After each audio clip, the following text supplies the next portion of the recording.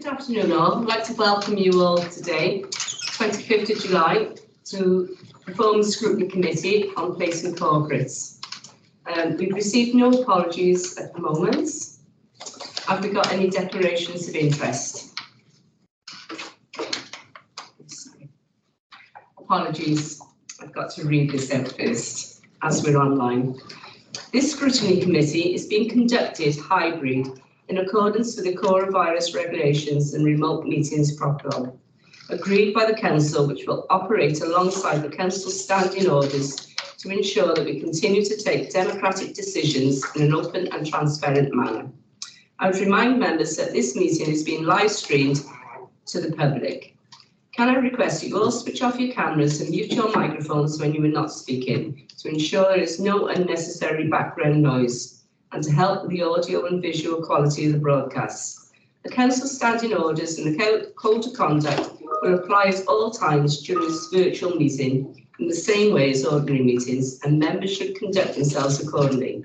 Can I also remind members to ensure their chat function is switched on and to use that facility to indicate to me when they wish to speak on a particular item.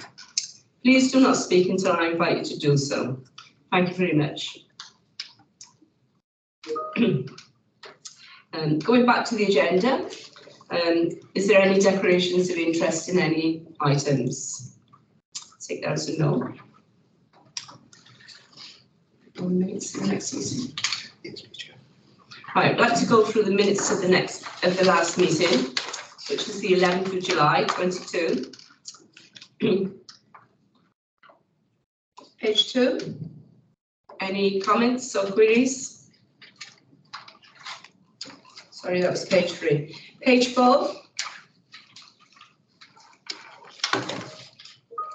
Page 5. Page 6. And page 7.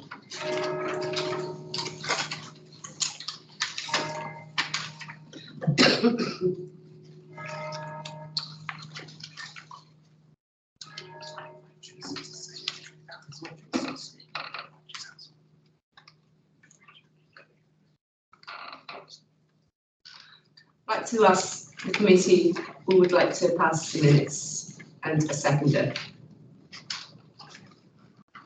Kate and John.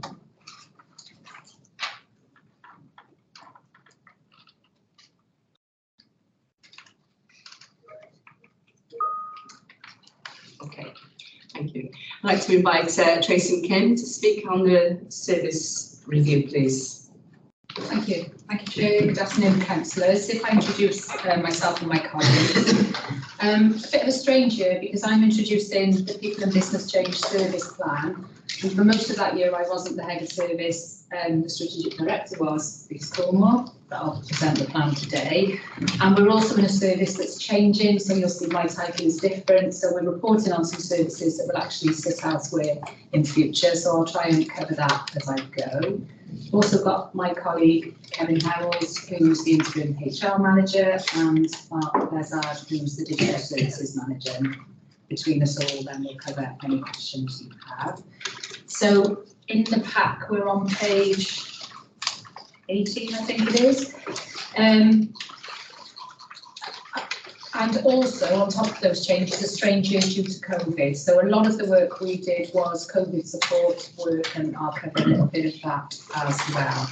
So last year, we were responsible for a range of services. We had 5 cabinet members. The lead cabinet member is now Dimitri Petruni, who's online today.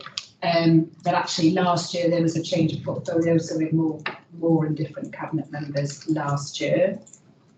The service is actually an underpin to all other services. We provide the HR, the organisational development, the digital, the IT. We previously provided civil contingencies and cohesion and equalities work, policy and planning. So as you can imagine, a lot of those services really affected by COVID, and the whole of the service really gears up around the COVID response. We provided for the whole year the civil contingencies, support and planning.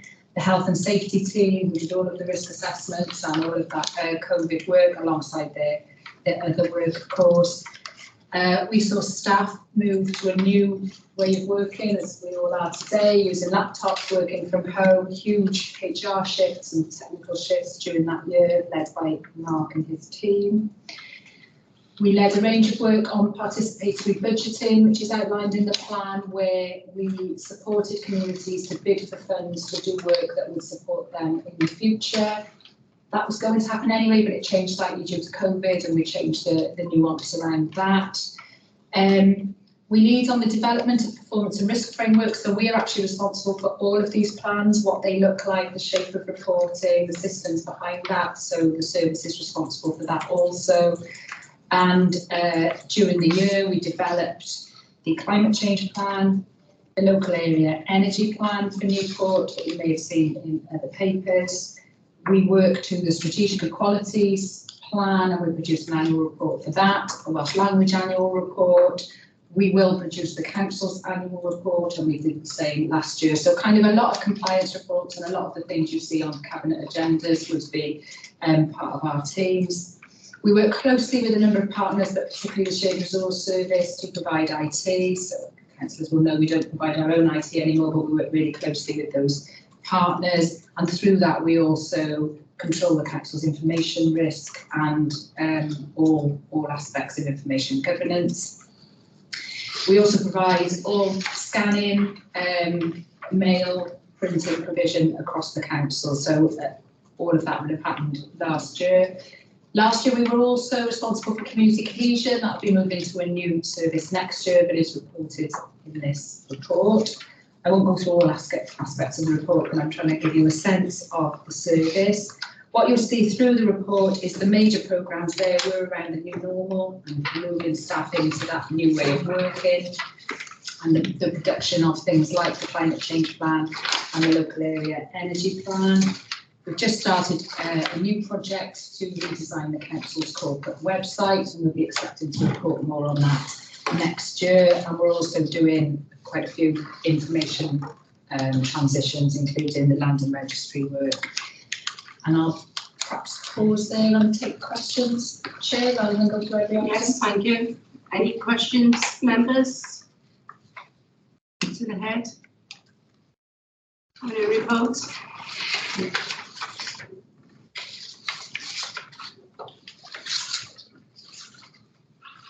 Councillor Riggs, would you like to put your question?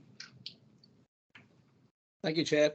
Yeah, initially just wanted to look at the what safeguards are in place for people sort of that are working hybrid and remotely, safeguard in terms of their well-being, but also the safety of data.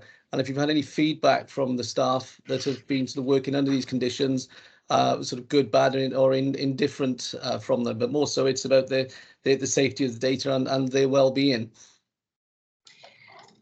Thanks. Yeah, that's really important. So we do have feedback, both. I don't know if we lost the councillor then. Are you still there? Yeah. Sorry.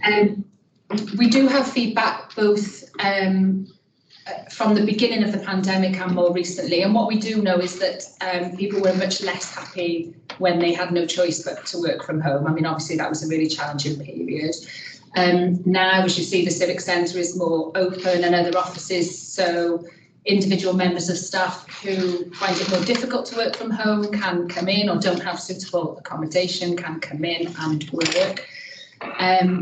We're keen to make sure the social aspect of that and making sure teams can continue to work together. We've got a number of programmes around that, and wellbeing at work programmes.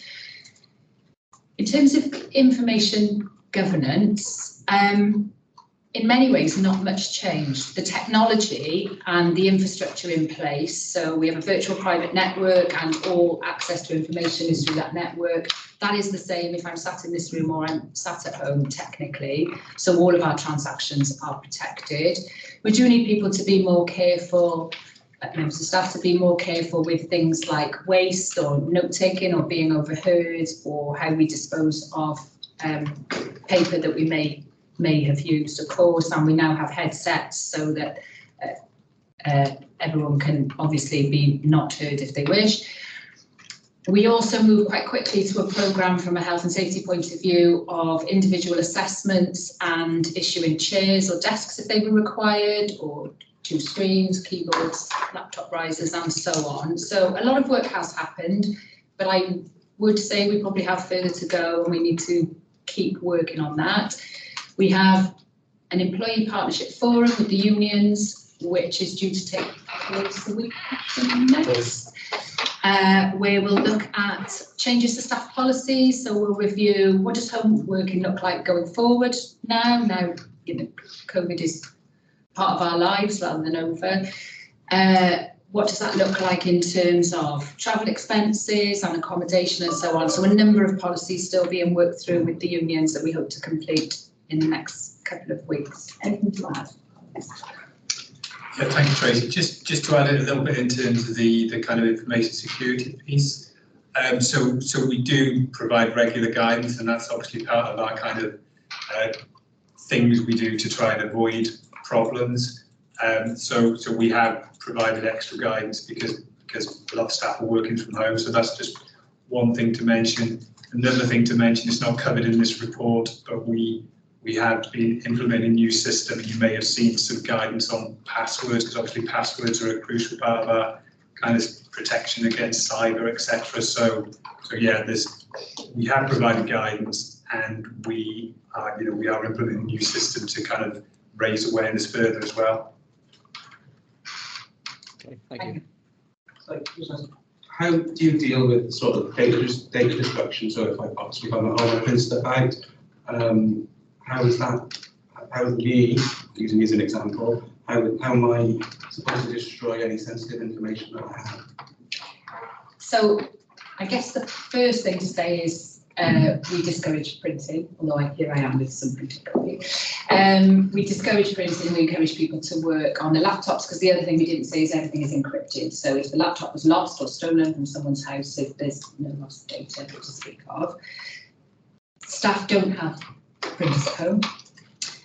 Some members do, I know, and we would encourage staff to return to the Civic Centre or their nearest place of work to dispose of confidential waste confidentially through those arrangements. But our ideal is less paper. Most losses are through paper, actually. So is there anywhere in the system which logs if things are printed out? Is that built into the software anywhere? We do everything we print goes through a kind of central print queue, if you like, but we don't actively monitor that in terms of who's printing. What we have done that in the past. It has changed slightly with COVID. Less print has been done. So we don't monitor people who are printing. So could I technically take this laptop and then print to a printer, not a network connected printer, but a standalone printer at home?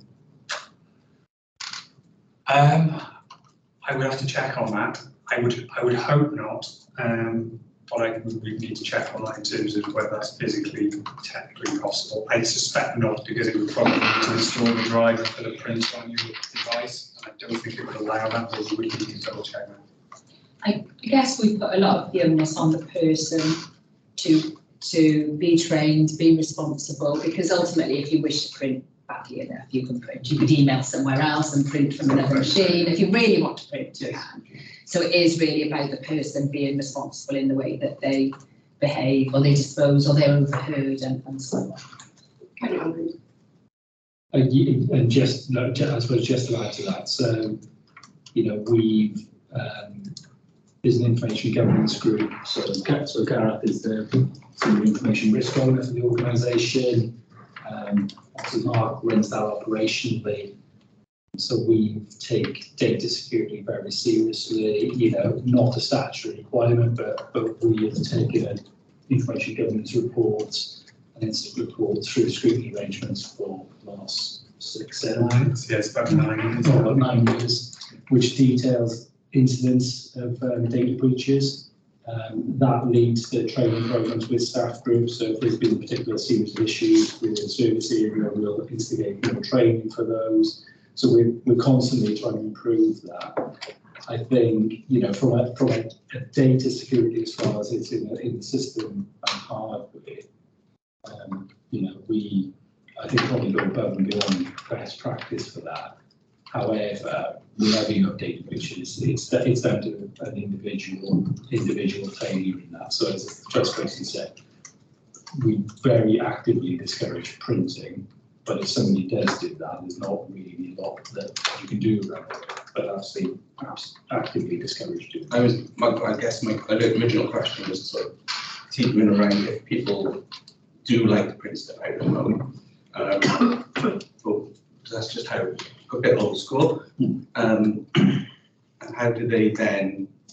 Actually, once they come to the civic, how do they then dispose of that safely? Because obviously, people have shredders at home, and my employee does.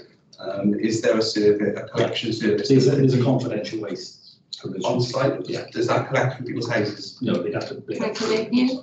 There is a box in the members' room Yes. to put Yes. papers in. Okay, we used to have a shredder as well, didn't we? There was a shredder in there, sure. Yeah. I just used it. So I guess if I could come in, a lot of what is printed by members particularly isn't confident. Like I've got today's report because I was a bit paranoid about the laptop failing and so on, but that's actually a public report. Yeah. So look, I wouldn't put it in my recycling, but it wouldn't matter too much. It is about if you've got a resident, isn't it? It's about if you've got residents' information, or we've got residents' information, name and address, and even worse, services with more personal data. And we do a lot more intensive work with those services of social care, say, education. Thank you all for that. Councillor Reynolds is waiting to come in. Well, I did have 2 questions, but actually you've answered the one I did have about confidential waste through Councillor Horton's question, so I won't bother with that one again. My other question is sort of 2-pronged. It's to do with staff well-being, but also productivity, sort of linked together really. In terms of productivity, I think most of us who work in teams, people in office teams, know that a lot of the good ideas and good practice comes from that conversation that you have by being together in the office, and obviously home working tracks on that. So I just wondered what mitigating steps you might put in place to try and get the best of both worlds, if you like. And then linked to staff well-being as well. I know myself, when I worked in the civic centre myself, I use myself as an example. I had problems with my back and my shoulders, mainly through poor posture over the years. And I was able to get occupational health to come in and do a desktop assessment for me, and I could make a number of changes which made that help me in a physical sense, but then obviously help with work. Does that facility exist for people working at home in terms of monitoring their workstations? Shall I start and then you come in? Thanks. So really important what you said about working with teams, and I would say we're still working through some of that, but we are working really hard to make sure individuals have a check-in, a one-to-one. There was a period of time where we didn't enforce that during those early COVID days, but we've come back to that and we report on that. Making sure that there are team meetings, previously wholly online, I would say, but moving towards, can some of those be face-to-face, so getting back to a bit of that. The Civic Centre is not ideal in terms of that hybrid working model. You know, this is quite a good sized room, but lots of them aren't. And so we've got some work to do to think about what our future accommodation looks like, but we're working hard with our managers to make sure we're still finding a way of keeping teams together and finding a way for people to interact, both casually and formally, you know, those team catch-ups as you talk about. In terms of staff well-being and productivity, what we actually see probably is people working too much. And as we're more flexible, we need to be careful about people feeling the need to respond at all times of the day. Thanks to my colleagues, the present company also. We all need to do more on that and perhaps model more of that. However, we are also working towards a more flexible model where people can choose their own hours more than they did before. So there's a few challenges in there. In terms of the kind of more physical well-being, we have individuals do their own assessments, and we've created forms around that, and they they can request a desk, a chair, whatever that looks like. If it's more specialist, we then have a service for them. If it's more specialist, again, probably we'd encourage them to be office-based. So if you have very specialist equipment, then probably a more suitable base is within the office. But we've really rethought our whole staff wellbeing structure during the past year. So this is a bit more of a wrapped package, and we're also working differently around sickness. So I just wanted to the wellness at work. Yeah, so I mean, putting aside the staff can log on to the e-learning portal and look at the health safety requirements, what kit is available to support them, etc., etc. Also moved a similar program around managing staff absence and actually being more supportive up front rather than waiting for staff members to go off. That's why we sort of completely got rid of our management of attendance approach, which was managing non-attendance for the menus, giving warnings, giving sanctions, and warning people over the call once they had absences, to a wellness at work approach, which is far more proactive. It tries to identify potentials up front for people to potentially be going off. There's a number of steps in there when managers hold well-being check-ins with their staff, as well as the normal one-to-one check-in. There's a specific facility managed well-being check-ins around to try and develop workplace support programs to support them through their employment. And they will move across, perhaps if they get a new job in a different area, they move to that area, so the manager is pre-warned or pre-informed about the steps they might need to take coming to there. It's early days. It launched in January, so we moved from January onwards. So managers have gone through a period of training around managing staff in a different way for absence. So in terms of the outcomes of that, is in day 6 months in, 7 months in. But already, the first review we did this month is showing that actually we've completed around 100 wellbeing check-ins, and we've had case management discussions where we've prevented people going off.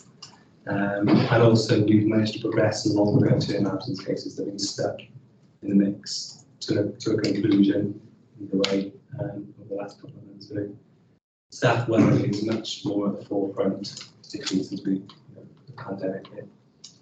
I was going to say, as a former union rep who fought for years against that sort of punitive approach, and argued for the proactive approach. I mean, that's not good, it really is.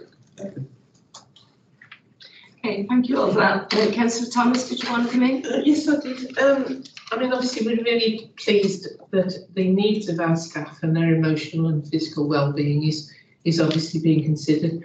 But I mean, I think we all as councillors are very aware that, you know, we're here for residents of Newport, and things have changed so drastically, you know, since the lockdown. The way that we deliver as the council services to our residents, obviously completely in a different way. And I'm just wondering, you know, a lot of our staff will be very aware, you know, they will get their job satisfaction from their interaction with residents.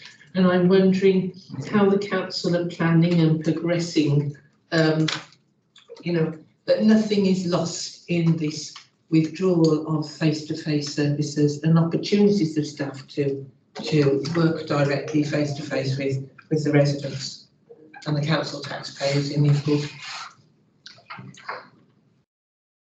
Yeah, I'll be careful not to commit on other people's portfolios, because in our service area we don't interact as directly with members of the public, but we support other people to so do, don't we? So we've worked really hard on things like risk assessments through the pandemic. So from a health and safety point of view, erring towards how can we provide services, how can we stay in touch with people, albeit in the safest way. So we've always been aware of those needs, and we do what we can to support other service managers who have direct contact with the public.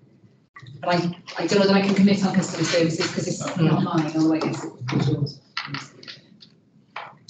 Well, I suppose not really committed on customer services, but I suppose just to contextualise it, We've got approximately 5,500 staff in Newport, about 3,500 of those work in schools. So they've been working all the way through the pandemic, they've been working on the front line. Probably another 1,000 of the other staff doing things like social services, social care, civic services type activity. Their work fundamentally hasn't changed all the way through the pandemic. There have been mitigations in place in order to protect them. Fundamentally, we're doing that. I think we maxed out at about 1,200 staff working from home at any one time during the pandemic. So actually, I don't think that the pandemic has changed the way we deliver certain services because the mitigations we've had in place is effective. But I don't think it's fundamentally changed the difference between face-to-face or online services. Online services were there, and I think actually it probably shifted people's perceptions about the sorts of things you can get online rather than face-to-face. But most services that were delivering face-to-face continue to deliver face-to-face in some fashion during the pandemic and continue to do that now. And the remainder of staff, and I suppose going back to Councillor Reynolds' question as well, the remainder of staff are not necessarily in a choice situation, but they are working in a way where they're at home for part of the week or in the office for part of the week. So I think the question around the customer service side of it it's around the type of customer services that we're providing. So obviously there needs to be a face-to-face service because many of our residents, are unable to access it in other ways. But we had that figure of 1,200 who are working from home at the height of the restrictions, right? And what are we back to now as a? We could run a Teams test and provide the figures committee. It won't be anywhere near that. No. That's kind of where we maxed out. But you can see the building now. We're probably we did an occupancy assessment at the Civic Centre before the pandemic, and I think the most people were in the building at any one time was 384. Right. Okay. And we're probably up to about 200 now.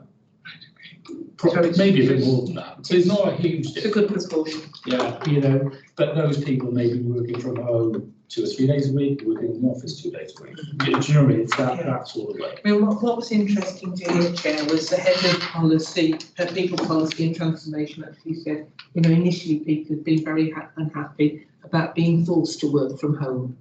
So, we've got a better balance now, presumably. Yeah, and we were in a lockdown, so same members of staff couldn't go anywhere else either, could they? There were very few choices, and it was a really challenging time. And we all, for some people, working from home wasn't very conducive to their mental well-being. So we were in a pandemic, in a lockdown, which was challenging from people's mental well-being anyway. And if you live in a shared accommodation or rented accommodation, you've got very little space. That is more of a challenge. Or other, home circumstances, that's more of a challenge than, if it's your house and you have space and you've got a facilities. From the authority's point of view, actually we did have a caveat in the all working from home scenario, which was if there were well-being issues, we would break the space in the office for that person to come. So we've tried to be as flexible as possible, but it is a challenge for everyone. But the situation at the moment is face-to-face services are happening by and large like they were before the pandemic. We staff can work in a hybrid, flexible way there, and we'd encourage that because that cuts down on CO2 emissions and congestion around the city, and actually enables us to operate in a slightly different way as well. Thank you. Okay, thank you. Right, going back to the end of year review, I'm going to go through the pages. Can members please indicate if they'd like to ask questions? Okay, page 6, page 7, page 8. I did have a question on page 8 about the land registry. Is there an update on it? So we want law regulation now, or? It's the data migration, Gareth. All right, okay.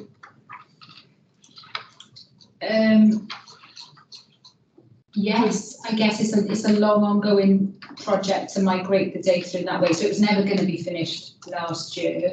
I think we're probably 18 months away from that being finished, but there's more work progressing this year. It's ongoing then. It's ongoing. It's a long-term, it's a national Yeah. initiative. It's only because it's 15%, that's why I thought I'd ask it. Yeah. Okay, thank you. Page 9. Page 10. Page 11. 12. 13. Please stop me if you need to speak. 14. 15. 16. 17. 18. 19, 20, 21. Okay, can I stop you there, please? Councillor Briggs, yes, what page would you like? Sorry, I'm going by the page numbers down the left-hand side of the page. I wasn't following your page numbering system, I sorry. see. Right, so can I take you back to, it's my page 35. Oh, Which is right, it's only on the next page. Your reference, page 20. Oh, page 20. Your reference, yeah, we're referencing page 20. Yeah. It's around, my question is around the Brexit task and finish group. Brexit. Yeah, you've got the role, the report states the role of the Brexit task and finish group will need to be considered in 22-23. And I just wanted to ask the members there what strategy in place to review the work role of this the Brexit task and finish group. Who would like to answer that? Shall I start? Thank you, Councillor. So what we're seeing with what was the Brexit task and finish group is we're seeing many of the issues we were discussing there have now become not quite business as usual, but general risks as a result of other things. So we see some challenges with supplies and services. We see challenges around cost of living. We've since had the humanitarian crisis that is Ukraine. And so Brexit, if you like, can no longer be treated in isolation. The council has a working group for matters relating to the Ukraine, and we work on, if you like, the as was Brexit issues as and when they arise. And we've agreed to report to Cabinet on a set of issues. So instead of trying to disentangle, inverted commas, Brexit, we are now reporting to Cabinet on issues from a range of external factors, which is Ukraine, Brexit, and other post-COVID pressures. Does that make sense?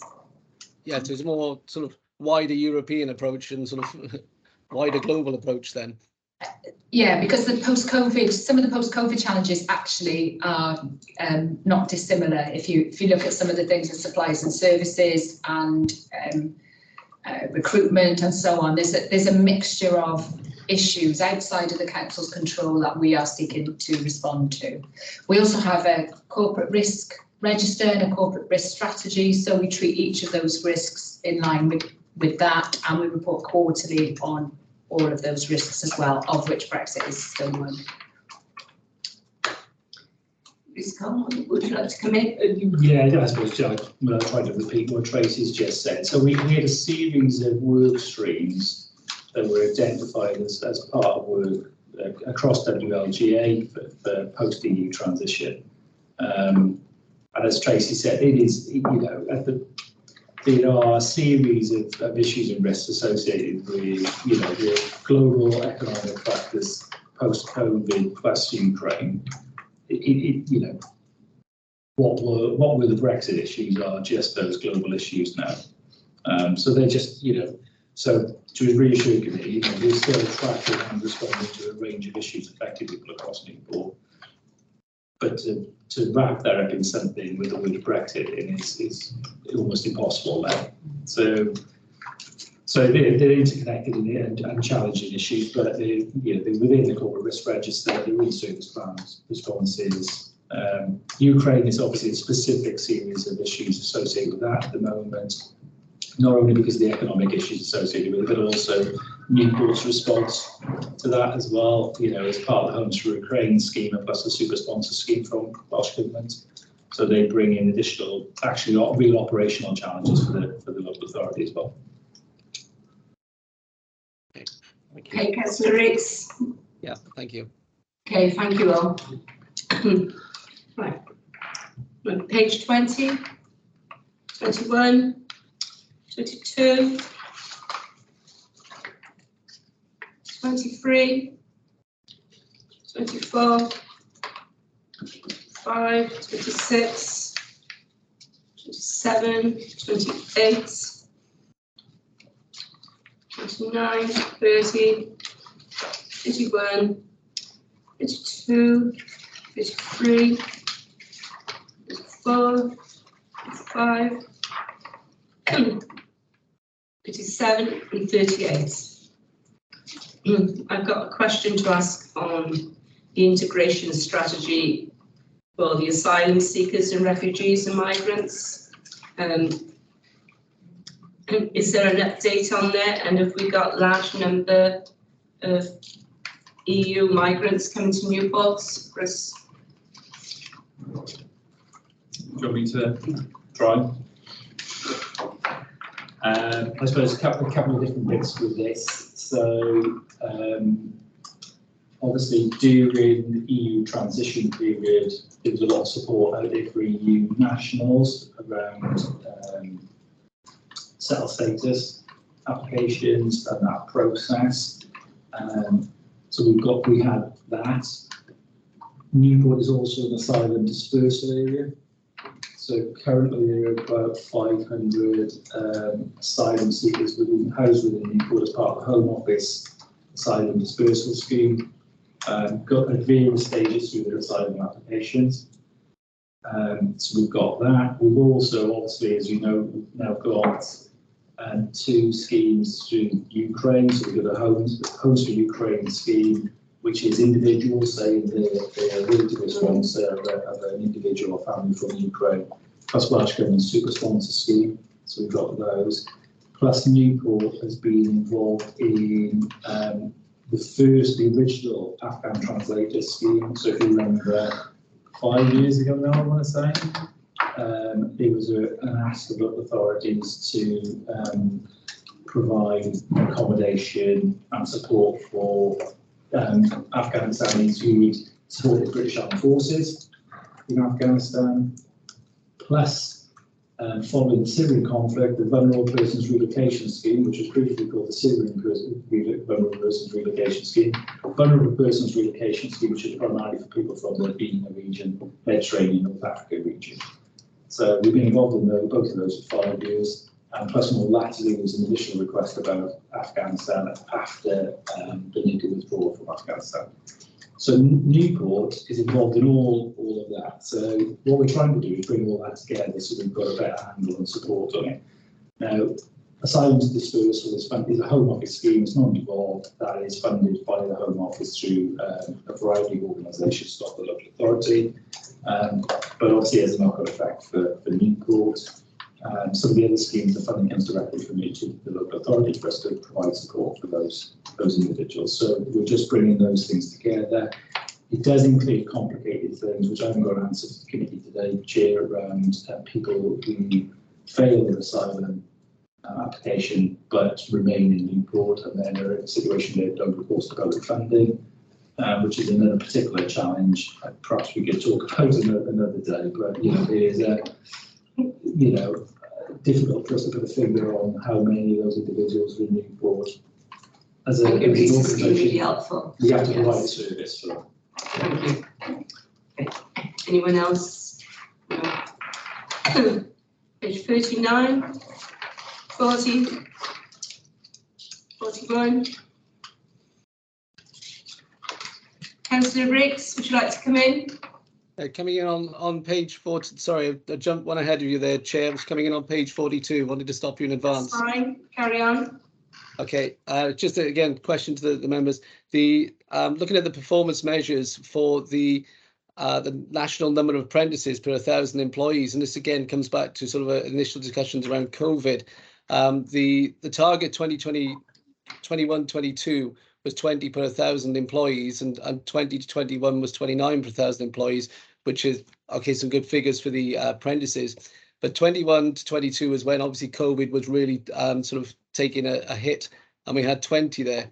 21 to 22 actual performance, we got 7 apprentices taken on, and saying about the COVID pandemic resulting in delays. But if you look at the 2021 performance, we had 29 apprentices taken on, and that's really when the COVID was kicking in more. So really, it's just that the question is, what's the target going to be looking like for 22-23, and is this going to be then a realistic target that's going to be achievable?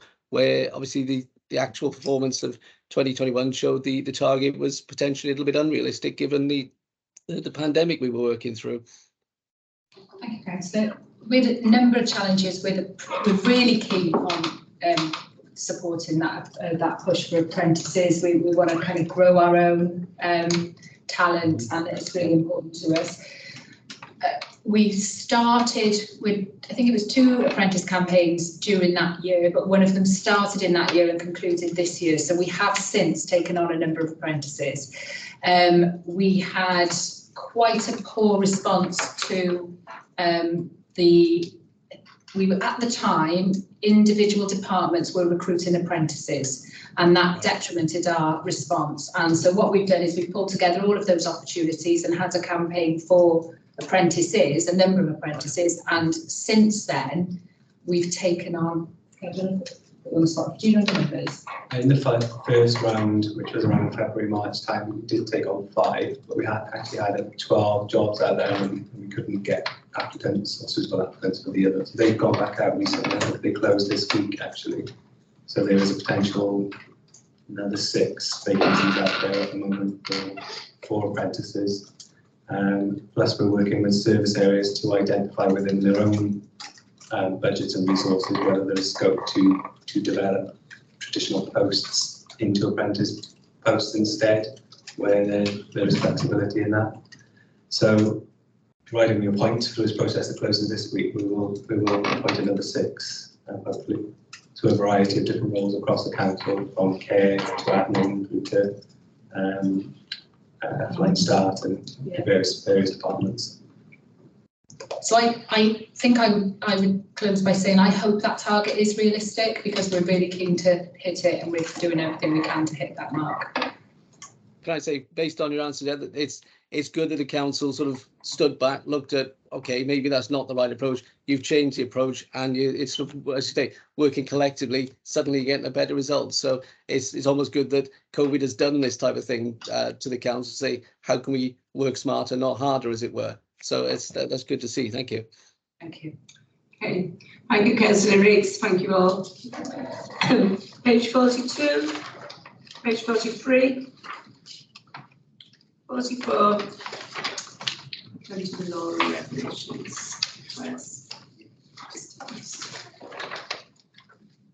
I'd like to invite Gareth Price, please, to give us an overview on the law and regulation.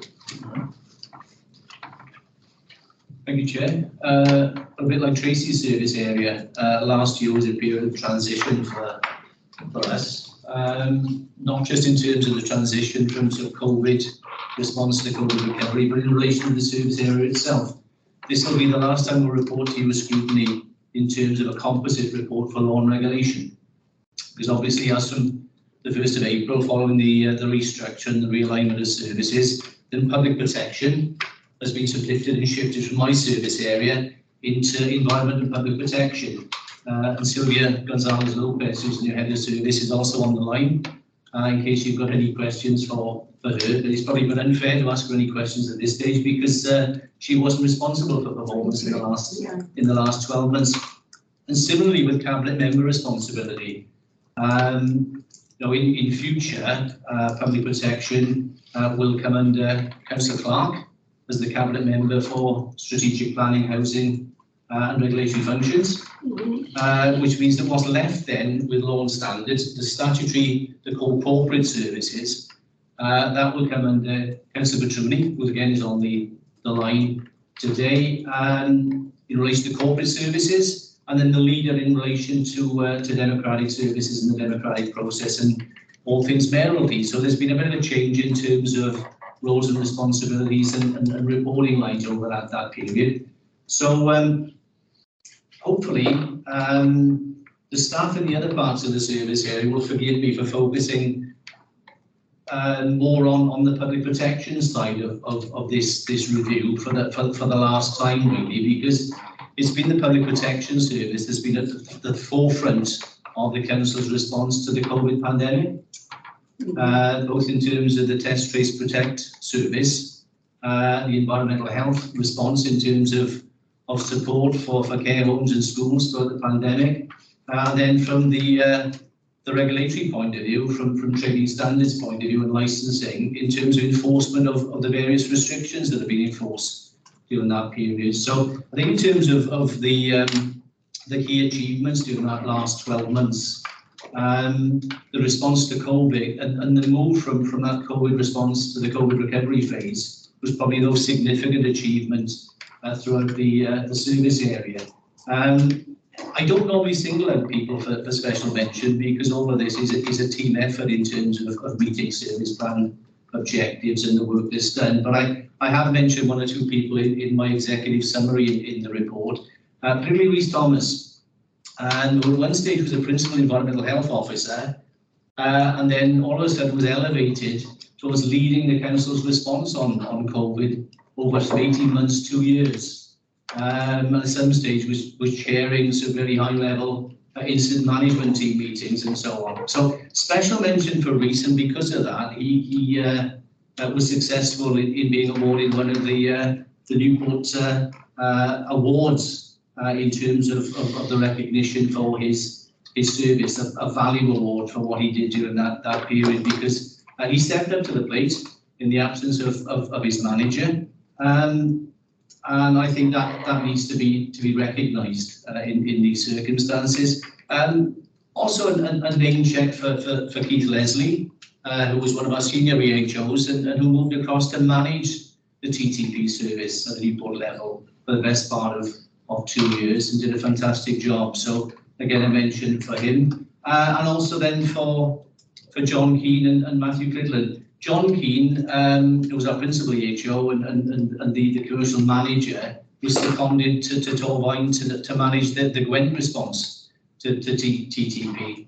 So, Rhys Thomas have stepped up in John's absence, but both of them were at the forefront really of managing that TTP service and the coordinated response to environmental health across the whole of the Gwent region. So it's a special mention for them.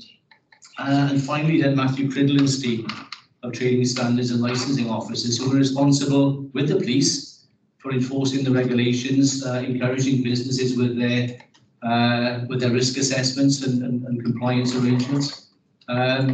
So without them we couldn't have effectively dealt with the pandemic in the way that we did. So I think this is the single biggest achievement for the service area in the last 12 months was that response to the COVID pandemic and the move then to the recovery phase as we came out of that and actually trying to get back to some degree of normality. And some of the measures that we put in place during that initial period at the response phase, we will actually now refine and carry through to the next phase. For example, some of the measures that licensing put in place for regulating tables and chairs on the highway. When we had social distancing in place, it was necessary to regulate that. Well, going forward, that was a key improvement in terms of Newport retaining its purple flag status, in terms of the nighttime economy and safer city centre. So some good came of it in that sense, and we were able to refine it and carry it forward. And there were similar measures that we introduced during the COVID response phase that we will now refine and carry forward. These remote meetings are a case in point. During COVID, we had to have a system for remote council meetings to keep people safe. Now following May, this is about a hybrid meeting and about personal choice. and that was a massive achievement in terms of the democratic services staff, not just in terms of technology supported by Mark's team, but also in relation, dare I say, to member training and development. To train up, previously, so 50 councillors in terms of remote meetings, and the new intake of councillors in terms of these hybrid meetings was a significant achievement. So again, I think that's something that the staff need to be commended for. Because so many resources were devoted to COVID and some of these key priorities, it's almost sort of expected that there will be an impact on other parts of the service, and that was recognised throughout. Because we've had to pull staff off other work and reprioritise, then you would expect there to be some impact in terms of performance in those areas. Thankfully, if you look at this service plan, in the whole, you'll see that there's still been a significant amount of good performance and even improvement throughout that period. So I think that's a significant achievement, just to maintain that level of performance against that backdrop of the COVID response. But as I say, there are impacts there. From a head of service point of view, I don't think that's a bad thing, because I think it means that the targets that we've got in the service plan remain challenging. If I came to you today and we were still showing a sea of green there and meeting targets easily, despite having to put all the resource into the COVID response and recovery, I think you'd be challenging me to say those scrutiny targets are not taxing enough. We're not doing enough. So to a certain extent, it just shows that when we have to reprioritise other work, there will be an impact on some areas of the service, and we've flagged those up in the service plan. And that legacy in terms of the backlog of work that built up during that period will carry forward into this year and next year by the time that we deal with those backlogs. Particular areas of backlog include the food inspections for public protection, which will be a challenge for public protection going forward. We have to inspect food premises in terms of food hygiene and food standards. Now, there has been a backlog in terms of those inspections over the past sort of few years, as we pull environmental health officers into TTP and the COVID response, and licensing officers have been dealing with enforcement. So you would expect those inspections to fall by the wayside and for there to be a backlog. Now, in terms of the recovery plan, we've agreed that with the Food Standards Agency. So we're well on track in terms of getting those food inspections back, prioritised according to risk. So the highest risk premises we will inspect first, and we will deal with that backlog first. But it will probably take 2 to 3 years, I think, to get back to what it was pre-COVID. I say in the summary, we've got about 1,500 licensed food premises, various types, various sizes and shapes throughout Newport. There's a significant amount of work there in terms of that backlog. The only one red performance indicator that's showing on the service plan is in relation to local land charge. It was something you mentioned, Chair, earlier, where we're only doing about 79% of searches within 5 days. These are the property searches that we carry out, and we provide property information in relation to land sales, land transfers in the area. Like I said, normally we would expect to turn around about 95, 98% of those searches within 5 days. It simply hasn't been possible during this time. For a while, they were suspended completely. We couldn't allow people in physically to inspect the registers, and that added to the backlog. 80% is still a good performance, don't get me wrong, but it's not as good as we would have liked. Again, we'll look to recover that next year, but you mentioned the ongoing project in terms of transferring the data. The land registry in Swansea is keen to centralise all the property data. So all of the records that each of the local authority holds, they want to centralise. It's part of the electronic conveyancing process in future, where people will do searches online. It will speed up the information. So that will take time, and that will hamper how quickly we can deal with the backlog in that area. But like I said, 80% of searches within that working week is not a high risk area for us, and it's something that we can work on. couple of other issues arising from that period. Birth registrations, in terms of birth deaths and marriages, they were suspended for a long period during COVID.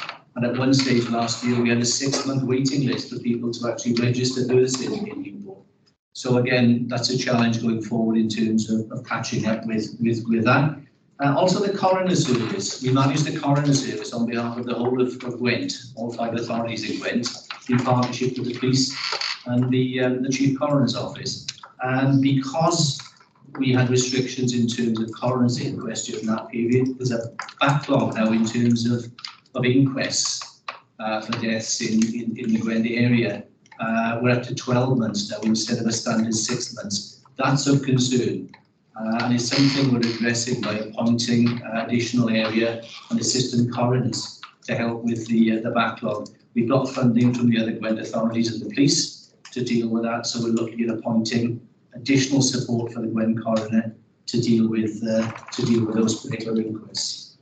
So in terms of next year, very much more of the same in terms of addressing those particular issues and those backlogs. A lot of the work that we do, as you'll see in the service plan, is a bit like painting the 4th bridge. It's a recurring issue.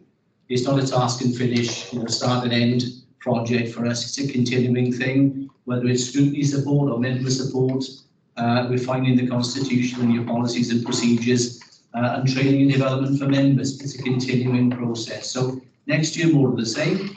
And we think it'll be more of a budget challenge than it's been this year. The one good thing in terms of COVID, it's been a period of relative budget stability for us, largely because of the COVID hardship grant. And that's why we're showing an underspend against the service area budget for last year. Now that's not going to continue.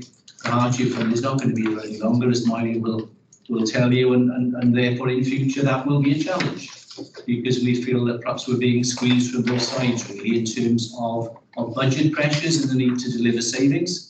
On the other hand, increased demands because of new legislation coming out from Welsh Government and increased demand for our services. So we've always got that dilemma in terms of reconciling those two conflicting priorities really. So that'll be the challenge going forward. Finally, and I mentioned it in my summary, it would be remiss of me not to mention the work of the former councillor, Ray Truman, as a cabinet member, who for many years was responsible for overseeing this particular portfolio, and he was a great support to us over the years. So I just wanted to say a personal thank you to Ray Truman. Thank you, Chair. Thank you, Gareth. I'd like to thank yourself and the rest of the team for supporting residents in Newport throughout the pandemic. It was really stressful for some people, and you've got us through us. Thank you very much for that. Would any members like to raise any comments? Yes, John. No, thank you for the report, but it's something that isn't big for me, but it's acronyms like MTFP, FSA, LNR, HNLR. Is there a glossary of acronyms that are used? Oh, sorry. We will come round to that at some stage in terms of using English. Yeah. I'm sorry about that. MTFP is the medium-term financial plan. Nigel will explain that to you. It's the long-term budget. HML, Her Majesty's Land Registry, HMLR. What were the other ones you mentioned? FSA. Sorry? FSA. Food Standard Agency. That was the recovery plan I mentioned in terms of the food hygiene inspection. And LNR. Law and regulation. Law and regulation. There's on the tin. Okay. I'm sure there's more in the sorry, it is something we have picked up. I do apologise for that. It's not just jargon and acronyms. It's not just yourself, but I mean other departments as well. When you write reports, absolutely. Even if you do use an acronym, in the first time you use it, put what it means in the first time you use it. Yeah, take that comment on board. We'll Thank you very much. Any other members got any comments?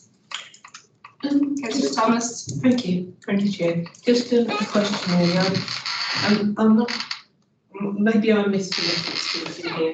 But we obviously are aware that the environmental health team were actually taken, most of them were seconded over to the track and trace service, weren't they? So are they back again yet? Or what proportion of them are back again? And how are we, you know, how do you anticipate, you know, what is going to happen in the future on that one? They weren't all seconded. A significant number were. We had to keep a core number of staff back just for the key statutory services such as housing inspections and so on. So we couldn't second them all to test and trace. Yes, they're all back now, more or less. We're phasing out the current Gwent TTP arrangements, and there'll be a new regional test, trace, protect scheme probably from the autumn. We think managed by Cyfarfod. It'll be a joint service, but our staff will then come back. Gradually, as it's been phased down since we moved out of the COVID recovery, the response phase, and as soon as we went to alert level 0, as it were, we started to pull them back. So it was a sort of phased withdrawal, if you like, over the last 6 months or more. So more or less, most of the environmental health team are now back operating and catching up on things like the food hygiene inspections. So one thing I should have said, sorry, in terms of staffing, there is a recruitment and retention problem. It's a common problem across the council. It'll be mentioned in other service plans as well. It's something that we're looking at corporately in terms of conditions of employment, but it's a particular issue in environmental health. What happened during COVID was the stock of environmental health officers rose quite dramatically. They were in quite high demand, and they remain in high demand so post-COVID. So we're competing for qualified EHOs now, not just with other councils, but with Public Health Wales and other organisations that are trying to strengthen their environmental health staffing. So that will be a problem going forward. I know, John Keane in particular is looking at our own graduate programme for training environmental health officers from within the council to try and help with that retention and recruitment problem. The staff coming back is probably less of an issue than keeping them and making sure that we've got a properly resourced, well qualified stock of environmental health officers. Certainly in my own ward of Scoville, because we have the highest number of house of multiple occupation, we were aware that those routine inspections weren't going ahead at one stage. So I was very great relief when they reinstated them. I think he's possibly only coming into a role like this year to take on board the value which is in our health and environmental health officers. They do a remarkable piece of work, and I actually think it would be a really interesting career if I were 40 years younger. I think it's only when they're not there you realise the importance of the work that they actually carry out, including the houses and multiple occupation inspections. And we didn't stop it altogether. Clearly, if there were real high risks to health and safety, then we would still go in and carry out that work. But there were sort of routine inspections that we simply couldn't carry out because some of the housing EHOs were being seconded to TTP and the environmental health support for care homes and some of the vulnerable settings. So it's only when they're not there, I think you suddenly realise just how important the work is. Thank you. Thank you for that. Councillor Riggs, would you like to come in, please? Yeah, just picking up on what you said there about the issues with sort of retaining staff, certainly with the environmental health officers. Is this an area that can be worked on collectively then with the rest of the council to recruit sort of apprentices and sort of grow our own talent, as it were? Yes, I know. Reece might want to come in later in terms of, or Kevin, in terms of what we're doing corporately, because it is an issue across the board for the council, recruitment and retention of staff, and we are looking at revised terms and conditions and the package that we offer staff anyway. As part of that, but you're quite right, apprenticeships and internal training is one of the ways in which you can develop your own EHOs, and certainly is something that we're looking at in terms of not just graduates, but in terms of training people up from scratch in terms of environmental health officers. The challenge then is keeping them and retaining them once they are qualified, and finding substantive jobs for them on the structure that's affordable, you know, within your available budget. So there's certainly a lot that we're doing corporately, and Rhys may want to come in on that to deal with the recruitment and retention problem. Yeah, I'll leave in detail to Tracy and Kevin on it, but I think it's an important point to say that, you know, having sat on a local government association discussion with, you know, local authorities in England, Wales a couple of weeks ago, the recruitment and retention is an issue for the public sector at the moment, not just Newport City Council, certainly not just, you know, environmental health. I think the pandemic has shifted people's expectations significantly. So it is a real challenge. And roles like environmental health, and, you know, Myron would talk about technical roles within Myron's service and technical roles within city services, etc. You know, are a real challenge for us across the piece.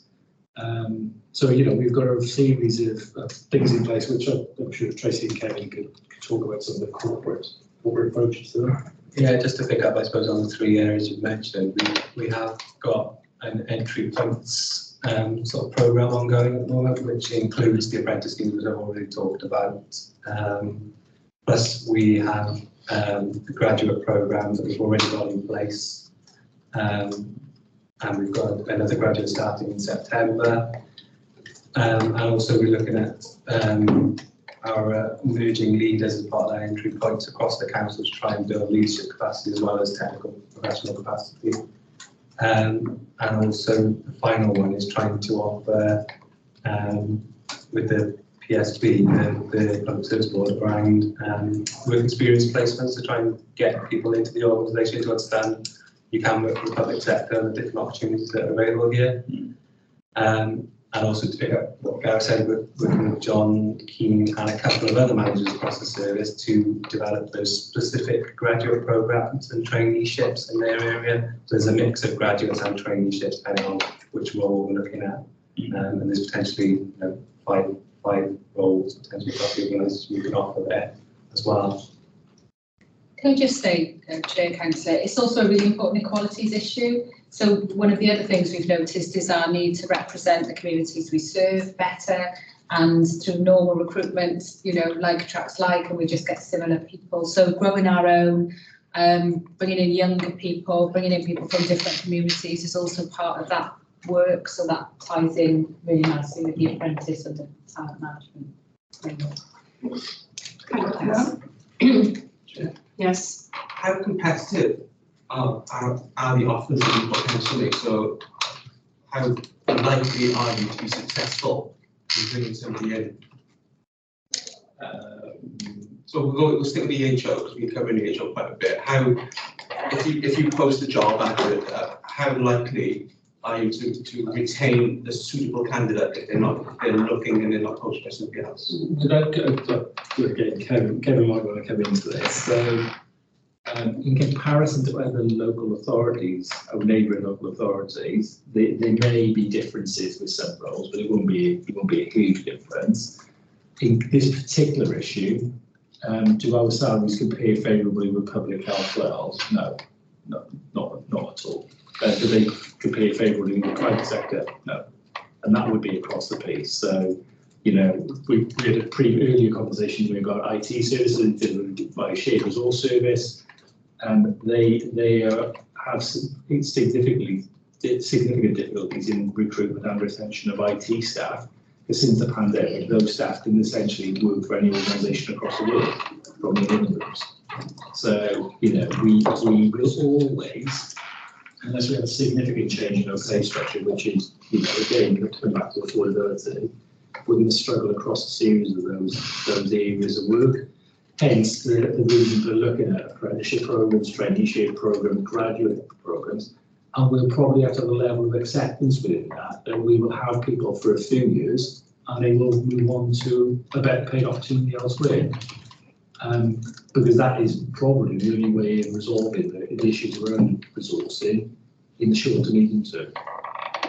If you look at various roles, they would be social service roles, for instance. Social workers tend to be very similarly paid across local authorities. There will be differences within the roles. You know, we're probably not as competitive as we'd like to be with a number of them. But in this instance, if there's another external organisation which is not a local authority that can offer the same role, probably they'll pay better.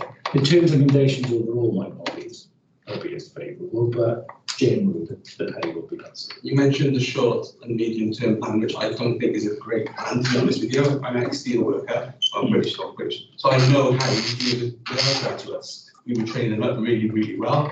And then as soon as they could, they would jump ship and go somewhere else. So I know that that's quite a big problem. Could you come back to us with what your long-term strategy is, how we're going to try and close some of these problems? Because it's only going to be, all we're doing at the moment from what you just said is we've got a plan to close a gap, which is then going to come back again, to close a gap, which is then going to come back again, to close a gap, which is then going to come back again. How do you think that we're going to be able to close that gap significantly and then keep it closed? I suppose there isn't really a long-term plan, because the long-term plan would be a complete revamp of the pay structure and increasing those pay ranges which are not affordable at the moment. So actually the only option we've got is to get people in early, train them up, have them for a period of time, accept that they're going to move on to something else and restart that process, because the alternative is not having anybody at all. And that's the situation we've been in for a number of these roles for a few years now. So there isn't a magic wand for this one. The reality is we do not compete for those technical jobs with other organisations. Could we have some paper of you guys then, which shows what you need? I don't you may well have already done it. Shows what you need, and then some options of how we could help to get us there. We could have a look at something on the work programme, look at the actual comparative pay grades across the piece. If the committee wanted to look at that, it's within your remit. It just seems that we're on the hamster wheel, and it seems to we're accepting that we're going to stay on this hamster wheel and we're not going to get off it. I agree, but for a look, I suppose what I would say back is for a local authority, the generation of additional income in order to pay for increased wages is not as easy to do as a private sector organisation, because actually we can't increase the cost of things really, because actually most of the stuff that we get is funded by Welsh Government at a particular rate, and I won't come on to talk about finances at the moment. So it's the ways of resolving that. The increase in salaries is a real challenge for us. Actually, what we need to do is increase the rate of people coming in and some level of acceptance around that. But I would say, we haven't got a huge turnover of staff. We have got difficulties in some areas across the organisation, and not across the piece. And people are not always motivated just by the bottom line of the money they make. People come into the public sector for a reason, and a lot of that is to do with public service. And we are looking at the range of other terms and conditions in place, which we've got more flexibility about, things like leave and flexi and flexible approaches to work, etc., etc. So they're all attractive as well. So we need to look at the package, but yeah, we're certainly going to look at the It's okay. Okay. Thank you for that. Moving on back to the review, can I go to page 7 and 8? If members have got any comments to put to officers, please say. 9 and 10.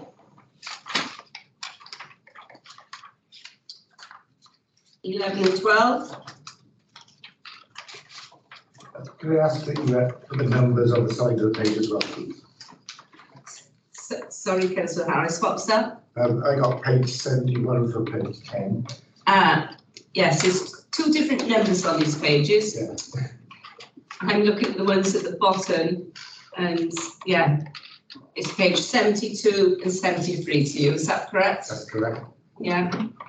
You okay with that? Yes, thank you. Okay. So I'll go on the 74 to 75. 76 to 77, 78 to 79, page 80, 81, 82, 83, 84, 85, 86, 87, 88, 89. Councillor Riggs, would you like to come in, please, and say which page you're on? Thank you, Chair. Yeah, I'm on page 89, but my other laptop has just decided to restart itself, so I'll try and paraphrase this as best I can. Yeah, I'm looking at page 89. It's point 15. It's about the landlord's response for EPCs. We've got a figure in it of 229 landlords have not responded to requests for confirmation of EPC. So really, that's a little bit unacceptable given the amount of private rented accommodation we've got out there. So I just wanted to ask what steps are going to be in place to ensure that these landlords do respond and confirm they have the relevant documentation in place. Thank you, Councillor Riggs. Which officer would like to take that? I'll reply to that. It's one of those enforcement issues that's probably been put on the back burner while we've been dealing with the COVID response, if truth be told. Okay. Because it wasn't a high priority when you're looking at some of the other more important environmental health and trading standards issues. But you're quite right.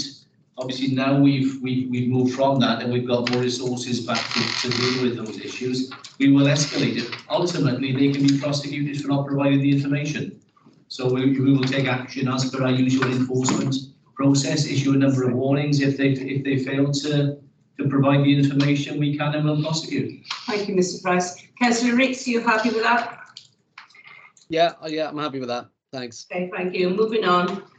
Page 90, 91, 92, 93, 94,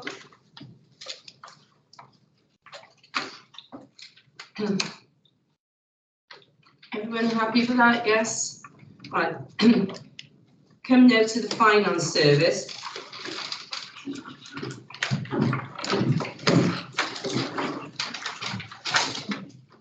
Would you excuse that, Jane? Yes, thank you. Officers, thank you very much for your input. Thank you. It's well appreciated. Thank you. Thank you. We couldn't have done it without you.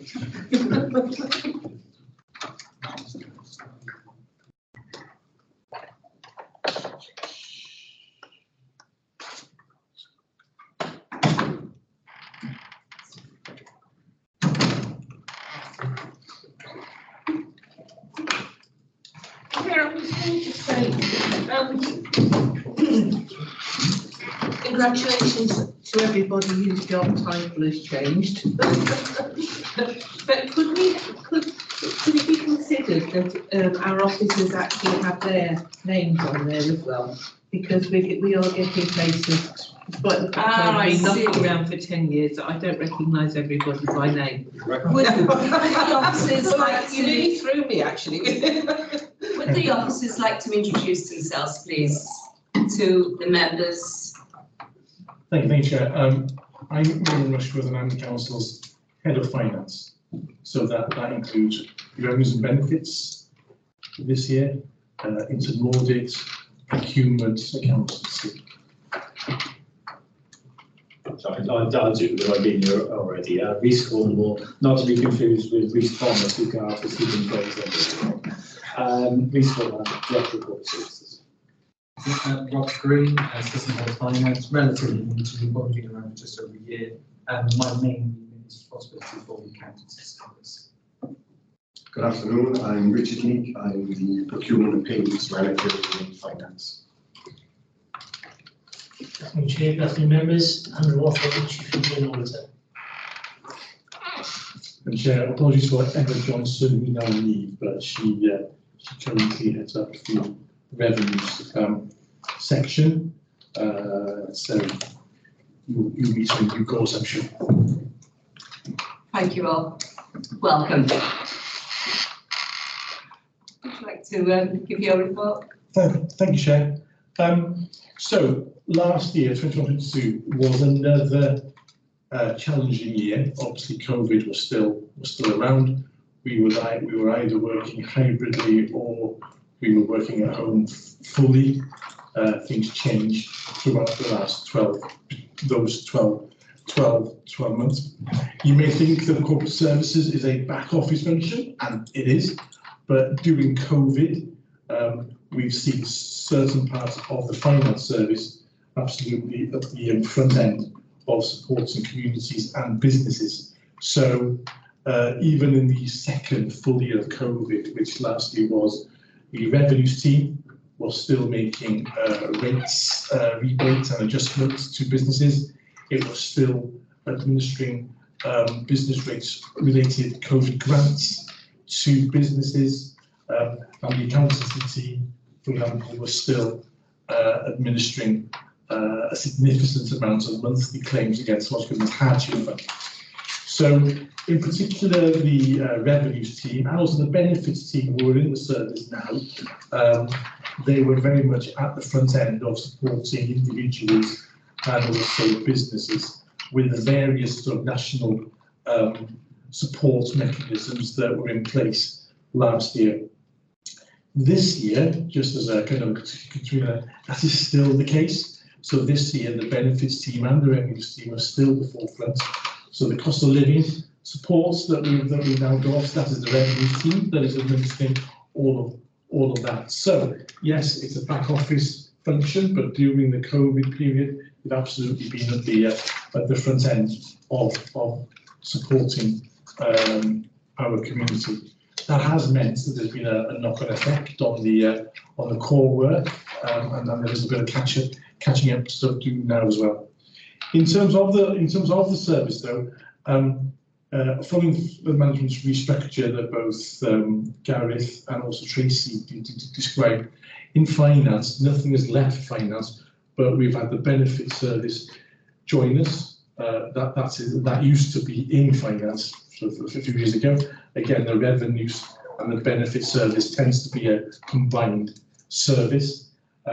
And we also had customer services that have also joined finance as well. So we are working through what that means now and how that fits in and how. But last year, lots of successes in terms of the COVID support, as I've just described, and as my report said, you know, £20 million worth of business rates relief, 700 COVID grants to businesses, nearly at £2 million, and a very significant sort of £24 million worth of hardship fund claims made, administered by the accountancy teams in particular. A successful year relative to the challenges that we set ourselves in the service plan. We didn't meet the PIs on sort of audits for the reasons set out in the report. We had some unexpected long-term staff illnesses, and where we normally go to for external resources to help out on the audit plan, they were struggling themselves, so we just didn't have the manpower. However, the Chief External Auditor was still able to provide an overall assessment on the Council's control environments. They did sufficient amount of work to enable that to happen. Also, some challenges on council tax as well, as you might imagine, coming out of the COVID period, and obviously that's still continuing now as we've got our cost of living challenges as well. But beyond that, though, most of our PIs were met, and we progressed on nearly all of our objectives. We are still getting bogged down in a couple of our digital projects around the self-service of our revenues, and that is coming to an end slowly but surely.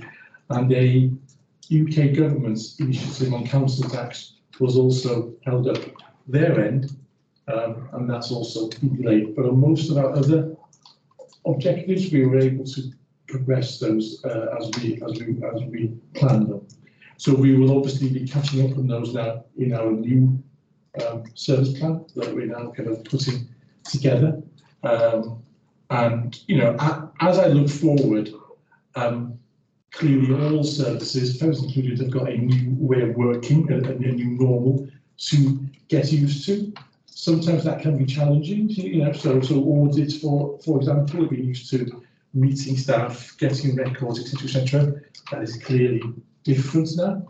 So we are just kind of finding our feet as to how that kind of works. And I think the cost of living issue, which has now maybe overtaken COVID, is bringing its own challenges to the Revs and Bens in terms of supporting our payments, also collecting revenues as well, which it's early days, but we are seeing some pressure there as well. Again, you wouldn't be surprised, would you? So thank you, Chair. That's my summary. Happy to take questions, and the team are here to go through some of the detail as needed. Thank you, Mary. I've got one comment to make on the cost of living thing. You've recently sent out letters to residents. An old age pensioner lives across the road from me. Come and knocked my door today to ask for help. He's got no access to the internet, which is what you're going to find with a lot of the old age pensioners. So I had to send an email to yourselves on his behalf and to get a paper thing, which I had a reply which was very good. So thank you for that. Thank you, Chair. Yeah, I've received, you know, not many, but a number of emails from councillors on behalf of their constituents, and you know, we've been able to resolve those within 24 hours normally, and that's been well received all around. So, you know, the cost of living, 55,000 individual payments are being made, and we're already on over 40,000. The first 30,000 was done within a few days, because they were the direct debit payers. So we had their bank details, therefore it was very quick to sort of to get those done. So it's been, team. Yeah, and Emma isn't here again, but I'll pass on your words there. So it's like most things, you know, you can get up to a certain point quite quickly, and it's really difficult to get those last bit done, and we're at that point now, the last sort of 10,000 or so payments. We've written to everybody again and saying, we think you're due a cost of living, but we haven't received an application, or there's something that you've not sent in that we've already requested. Get them in, because there is a limit, a time limit on this. So, but we've made some good progress, and we're nearly there, but it's getting difficult. Excellent, thank you. Yes. Just 55,000, that's a huge proportion of the households in Newport, isn't it? When you're looking at the criteria for the cost of living payments, and then you map that onto the people on our council tax system that fitted that criteria, it was 55,000 individual payments. So, but we're on 43-ish thousand at this time. So I get an update every Friday. So we're. It's just really sobering how many people are going to be put into hardship because of this. Yeah. And sorry, Chair, that was simply an extra one there, just for clarification, really. And I could have answered this at any point in this, but I raised it earlier on. The risk assessments. I do remember, you know, coming across risk assessments, obviously in audit. But I was wondering, you know, on your particular one, variant, you know, how are they shifting a lot at the moment? Are there many unpredictables? Are you having to change your assessment of the risks? Are they going up? Are they going down? Are you seeing ones coming in off field which you hadn't thought of before? So our in-year financial management, we've actually reduced that risk. Obviously, as we get into the year and our financial forecasts become clearer, then that might change, but that one has come down. The others have stayed more or less the same. Nothing's increasing, but that one has actually decreased. Right. Okay. Yeah. Thank you. Any other members like to make comments? Can I move to the reports then, please? I'm going to take it page by page. Please indicate if you want to speak. I'm going for the page number at the bottom of the page, which is 102, 103, 104, 105. Councillor Ells, would you like to come in, please, and indicate which page? Yes, thank you, Chair. Page 104, just going back a page, I didn't come in fast enough, do apologise. On the top line on the workforce planning section there's a issue around sort of transactional processes and resources, sort of linked, I think, to the My Council services and the My Newport app and what can be sort of streamlined and processed. It's at 10%. With a green light. We're sort of more than halfway through the timescale, given it was started in 21 and due to finish in March 23. So I'd expect that to be 50% rather than 10% if we're sort of more than halfway through.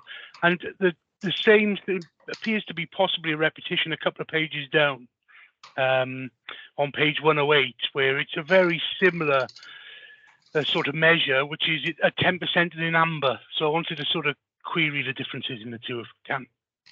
Yeah, so on the first one, which is the 10% on which is green, that's linked to what I was talking earlier about. We're getting a bit stuck on some of our self-service projects in revenues. So that's in two parts really. This relates to the second part. So the first part is where we are enabling the system to facilitate self-service, and that one is nearly there, but it's bogging us down a bit, and that's a technical issue there. This one is then the impacts of that on the structure of the team and their operating model, because obviously the IT system is just a box of tricks. It's how we then work around it and with it that we then need to look at and do. We've done some work on that already, hence the 10%, but until we finish the first one, we can't actually, and then focus on getting people to engage with it and to do the self-service, we can't work on the second one. But it's green because it's where we want, it's where we expect it to be. That is, it comes after that first aspect, and that's why that's green. The amber one, just remind me again which one that was? Page 108 on the bottom page numbers. So it's a similar one in terms of review of working practice and staffing requirements around routine transactions.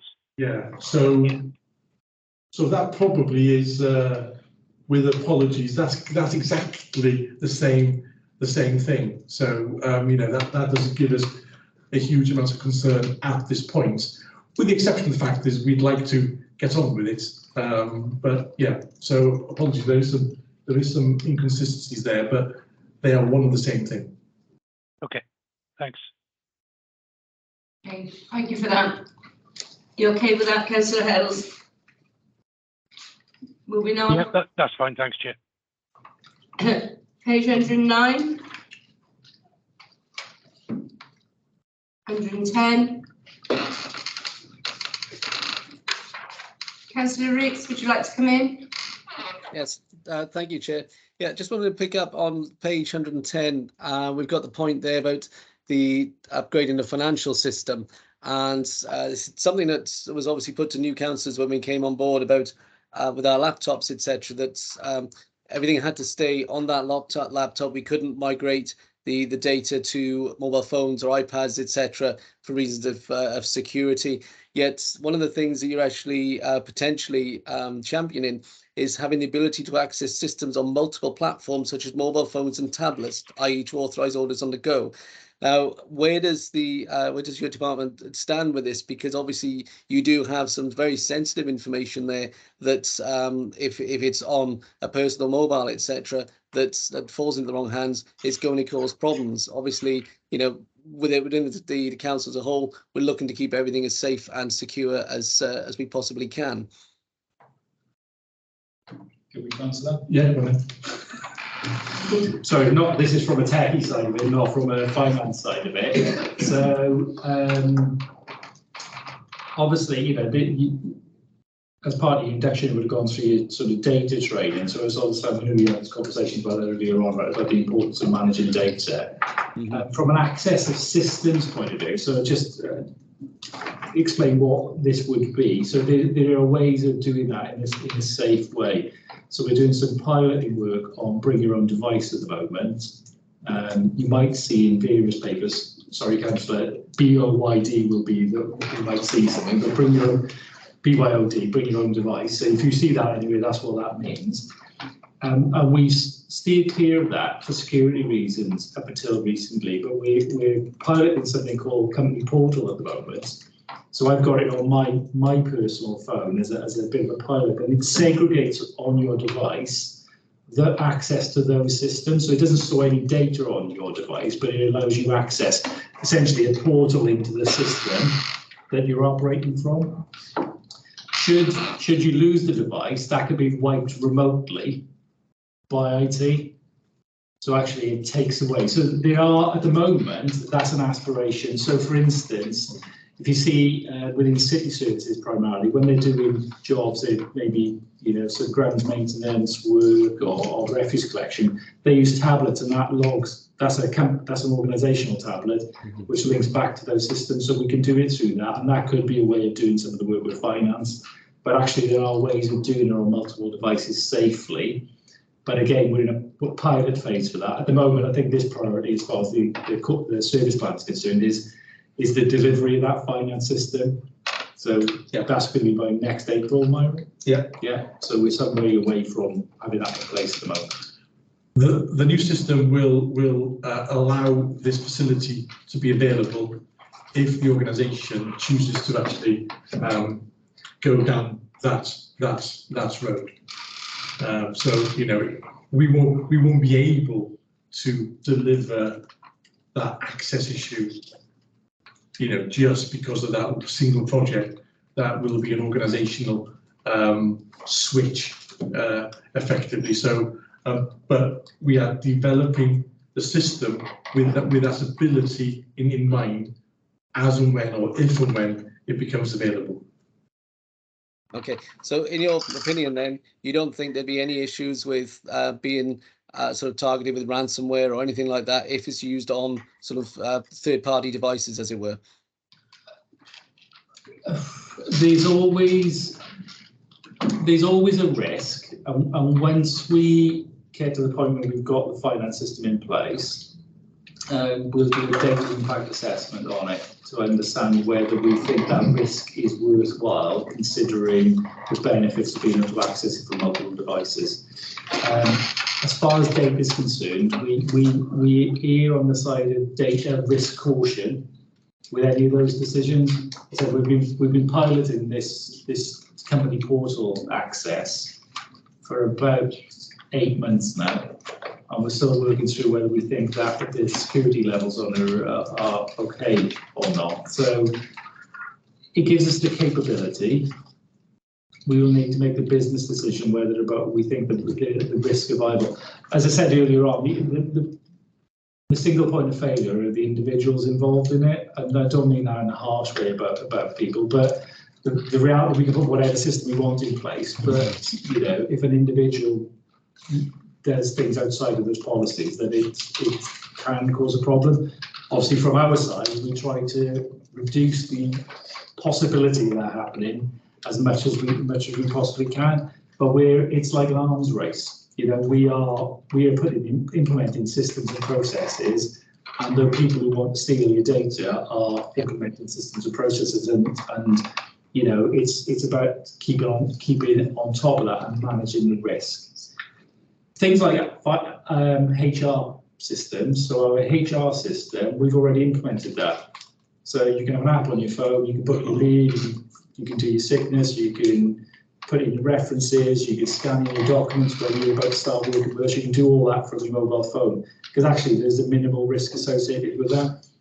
We'll probably have a more, you know, a longer term view of it when we look at our finance systems. Yeah, okay, that's fine, thanks. Thank you, Reece. Rob Reid, coming next. Yeah, it was just to add one extra thing, and it is referenced here within the document, and the new system is a cloud-based system.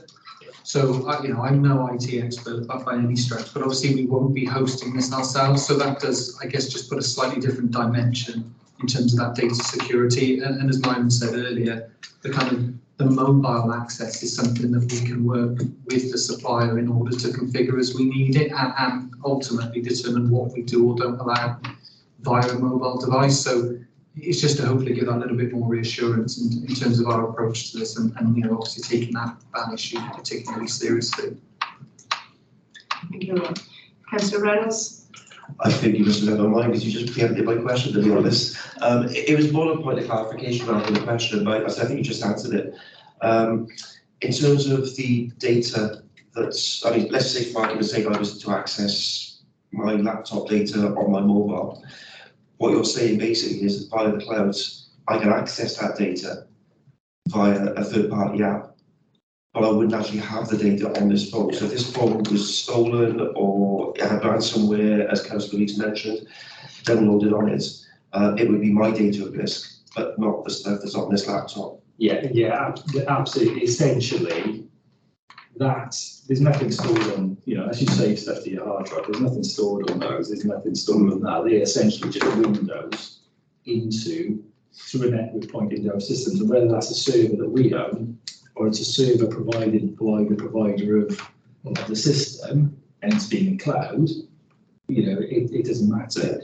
If your device started, because we have got systems in this, if your device started to do things that the network felt was at risk, so i.e. started encrypting files, it would lock you out of the network.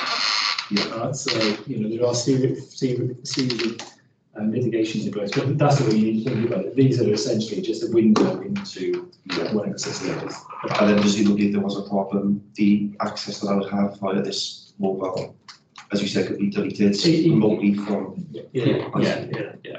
We've got a system. We've got if you read the information governance report, which goes over the Scrutiny Management Committee, I think, in there's some stuff around it, but essentially it automatically it monitors the traffic on the network and it would catch you out of the network. Okay, that's great. Thanks. Okay, thank you, me using my MacBook. As long as it doesn't do anything dodgy. Moving on, page 110, 111, 112, 113, 114, 115. Sorry, Chair. Page 114, is that regarding the COVID grants? I'm not sure which ones you're going on now again with the pages. I was looking on the left. 114, it's distribute further business grants. Yeah, is that with the COVID grant? Does that cover the COVID grant? Yes. Oh, yes, just a question. Sorry, just a question then. Regarding the COVID grants, how have we fared off with any fraudulent claims, and how are we progressing with getting those back, if any? Yeah, so sorry, do I have to declare an interest because I have COVID grants for my business? Or I just put it on basis? Yes, should that have been on the declarations? That is on, all that is on my. I can ask Gareth at the end. Okay, we'll put that through to Mr. Price. Thank you. So we did run, or into Laudis ran some fraud checks on all applications, both in the first year and I believe the second year as well, done by a third party. But Andrew can maybe expand on that. Yeah, sure. So for COVID 2021, we were involved in anti-fraud checks. The system set up at Newport was quite robust. It was well thought through. So the actual number of frauds identified was quite low, relatively low. The one that we did identify, we referred to the police, and the police are dealing with it. The others are minimal in terms of value. From 21-22, we were not supported by the external provider, and everyone's carried out their own anti-fraud checks prior to issuing the grants as much as possible in terms of undertaking the various checks on the information that's been provided to make sure the application is robust before issuing the grant. Thank you very much. Thank you. Pre-coming council last year, my business did accept or fulfill the criteria for a number of grants, and there were quite a lot of questions that came back. If something wasn't right, there was a number of questions, and the requirements to achieve the final tick box were quite strict, and they were quite stringent. It was personally, I felt it was a lot more difficult to obtain a grant for the council than it was through the government. Councillor Reynolds? So I might have to retrospectively delay just look, just in case, I just don't know, I'm a treasurer of a charity that also received COVID grants. So just in case, can you just check that, please? Okay, thank you. Thanks. We will do. Okay, moving on, called out to supply to me as well.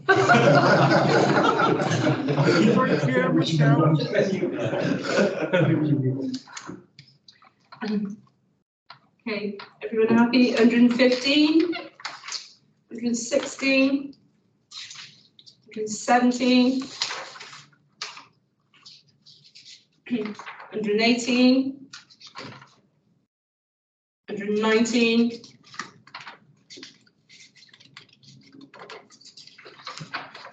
120.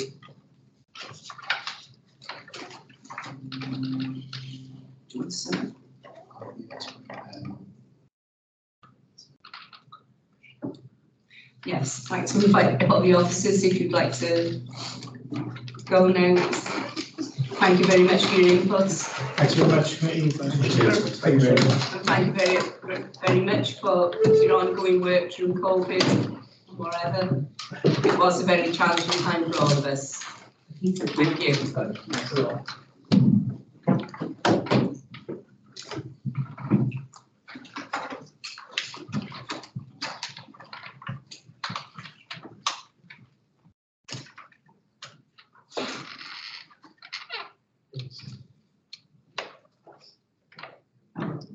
So this is part of the meeting where we just discussed what's going to happen in the meeting, so we can take comments and recommendations that we can forward on to the cabinet members and the heads of service. So, just advise the notes that I've taken. So in regards to the people and business change report, we've got mark or check on Councillor Horton's query about if you print off stuff from home, from the laptops. Main comment about the proactive approach with the e-learning as well. Reece will run the report and get a final number of those working from home and what we are at now.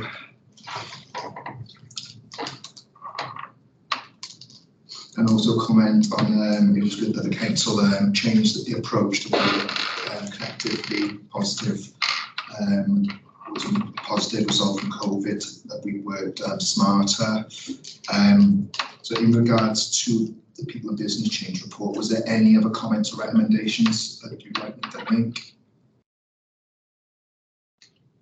Members all happy with that? I think anything else. With law and regulations, we've got in future reports, they ensure that the acronyms are included to glossary. See if we can ensure this, but for other reports as well going forward, not only performance reviews. Councillor Horton queried about the short-term and medium plan. I didn't really say about the wages, whether we could have a report possibly on how we can get out of another process. So what I do is see if we can add something on the report. Just feel that it's just been accepted that this is a problem and it's a bit difficult, so we're not going to fix it. That's how it feels. Yeah. So what we do, during the August, we'll be meeting with the heads of service to discuss the draft annual forward work programme. Perhaps then we could discuss in the next meeting whether, you know, if the committee agreed to this, whether we can have an agenda item to discuss this in future. And so, Kevin, what would best practice look like? I think I would steal the idea from some of that. Okay, thank you very much, James. Is there any other comments and recommendations you'd like me to make for law and regulations report? No. With finance, just praising myself, Chair, about the email that you sent to go reply in 30 minutes, and also to thank the team for the hard work they've done in responding to all of the individual payments. That's the only comments that I've taken from finance. Was there any particular comments or recommendations? Councillor Riggs, have you got any recommendations? Only really for the action plans, updating on the financial system and the specific fraud training I mentioned at the start of the meeting. Thank you for that. I've got that down. Thanks very much, Councillor Riggs. Okay, thank you. Okay, and just next on the agenda is the scrutiny advisor reports. On page 127 of the pack, it's just the actions that we've made. We've sent the comments and recommendations out to heads of service and cabinet members, what we made 2 weeks ago. We haven't had no comments yet from the queries that we made. First one for the regeneration investment in housing, when we requested information on the other options that the council are exploring besides emergency accommodation. So I chased that with Tracy Brooks, and also the query that the community made for city services as well, when it asked for an action plan on how to get residents aware of the charging points. So I'll chase this up for the committee, and as soon as I get an update, I'll forward on as soon as possible. The next two meetings, the first one is on the 12th of September. Currently still waiting for a topic at the moment. I imagine currently it'll be discussing the draft annual forward work programme. As soon as I hear anything else, again, I'll email you immediately. And then on the 14th of November, it will be the mid-year performance reviews. I think currently at the moment, we're still working with the performance team, because there's going to be a shift in focus on how we review performance, and possibly more looking into how we use resources. But ongoing work at the moment, and as soon as we know anything, we'll let the committee know. But that's everything with my report, Chair. Thank you very much. Right. Thank you, members, for attending this meeting and for all your input into the meeting and comments. I call this meeting to an end. Thank you. Chair. Thank you, Chair. Bye all. Thank you, Chair. Bye. Bye. Thanks, Chair. Thank you, Neil. Sorry for the change of venue. Is it like old school like we used to do in committee room 1? It's